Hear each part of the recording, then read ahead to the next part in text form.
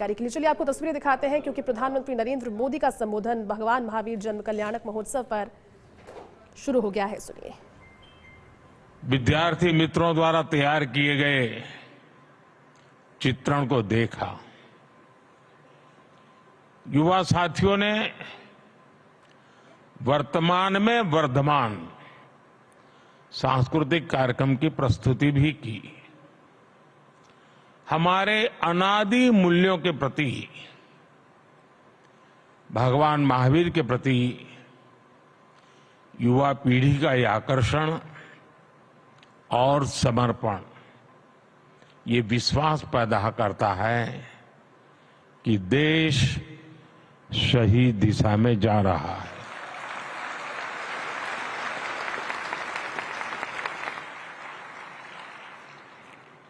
इस ऐतिहासिक अवसर पर मुझे विशेष डाक टिकट और सिक्के रिलीज करने का सौभाग्य भी मिला है। ये आयोजन विशेष रूप से हमारे जैन संतों और साथियों के मार्गदर्शन और आशीर्वाद से संभव हुआ है, और इसलिए मैं आप सभी के चरणों में प्रणाम करता हूं। मैं समस्त देशवासियों को महावीर जयंती के इस पवित्र अवसर पर अपनी शुभकामनाएं देता हूं। आप सब तो जानते हैं, चुनाव की इस भागदौड़ के बीच इस तरह के पुण्य कार्यक्रम में आना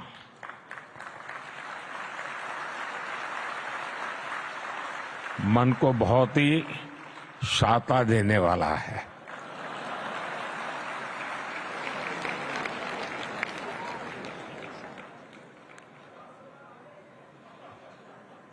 पूज्य संतगण,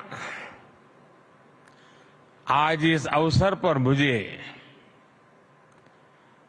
महान मार्गदर्शक समाधिस्थ आचार्य श्री 108 विद्यासागर जी महाराज का स्मरण होना स्वाभाविक है।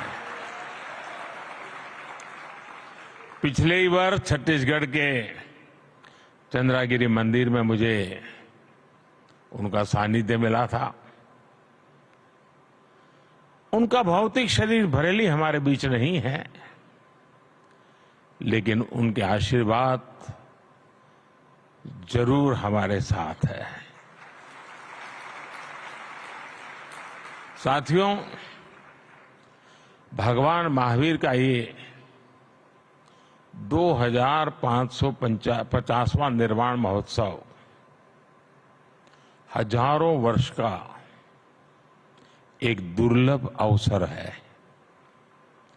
ऐसे अवसर स्वाभाविक रूप से कई विशेष संयोगों को भी जोड़ते हैं। ये वो समय है जब भारत अमृत काल की शुरुआती दौर में है। देश आजादी के शताब्दी वर्ष को स्वर्णिम शताब्दी बनाने के लिए काम कर रहा है। इस साल हमारे संविधान को भी 75 वर्ष होने जा रहे हैं। इसी समय देश में एक बड़ा लोकतांत्रिक उत्सव भी चल रहा है। देश का विश्वास है कि यहीं से भविष्य की नई यात्रा शुरू होगी।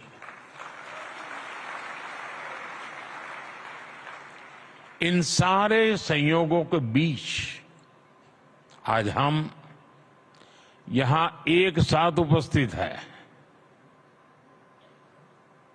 और आप समझ गए होंगे मैं एक साथ उपस्थित होने का मतलब क्या होता है।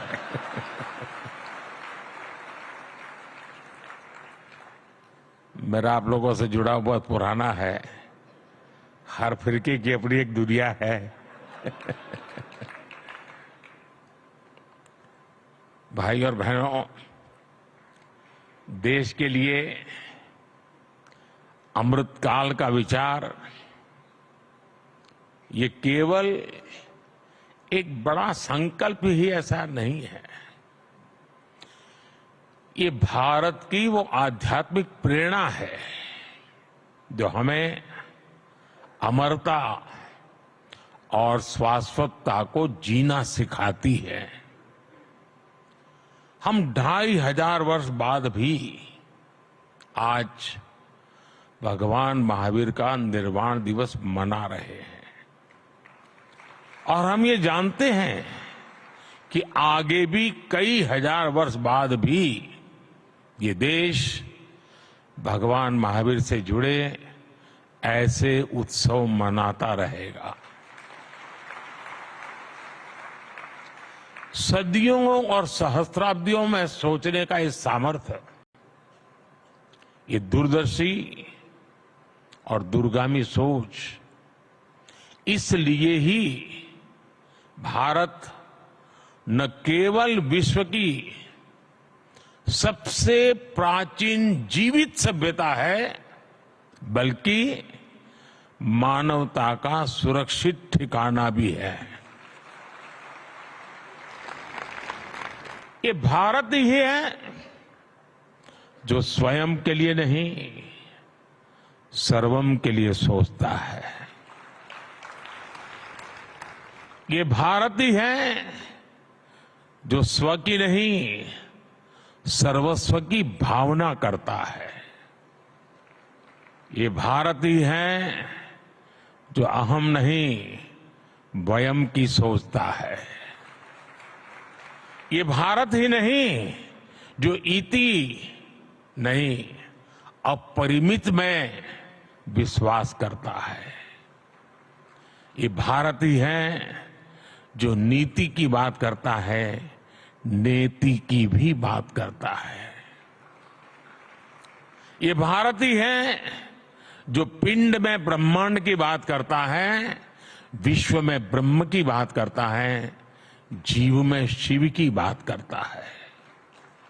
साथियों, हर युग में जरूरत के मुताबिक नए विचार आते हैं, लेकिन जब विचारों में ठहराव आ जाता है तो विचार वाद में बदल जाते हैं और वाद विवाद में बदल जाते हैं। लेकिन जब विवाद से अमृत निकलता है और अमृत के सहारे चलते हैं तो हम नवसर्जन की तरफ आगे बढ़ते हैं। लेकिन अगर विवाद में से विष निकलता है तो हम हर पल विनाश के बीज बोते हैं। 75 साल तक आजादी के बाद हमने वाद किया, विवाद किया, संवाद किया और इस सारे मंथन से जो निकला, अब 75 साल हो गए। अब हम सबका दायित्व है कि हम उससे निकले हुए अमृत को लेकर के चलें, विष से हम मुक्ति ले लें और इस अमृत काल को जी करके देखें। वैश्विक संघर्षों के बीच देश युद्धरत हो रहे हैं। ऐसे में हमारे तीर्थंकरों की शिक्षाएं और भी महत्वपूर्ण हो गई है। उन्होंने मानवता को वाद विवाद से बचाने के लिए अनेकांतवाद और शातवाद जैसे दर्शन दिए हैं।